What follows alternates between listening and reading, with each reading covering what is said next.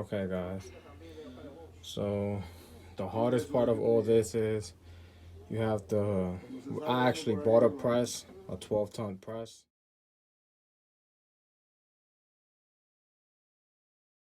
From Harbor Freight, and press the lower control arm bolt, which usually seized in there.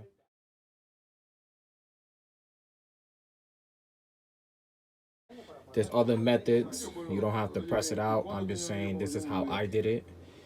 Um, remember I had S13 coilovers. I bought 2 sets for really low.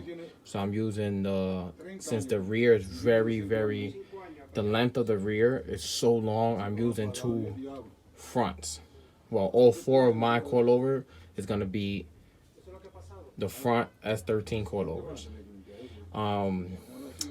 The front, I cut 1.5 inches.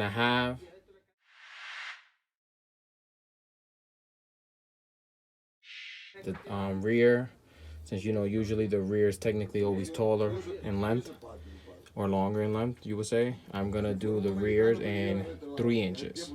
You measure it, measure it, and then tape it around so you know.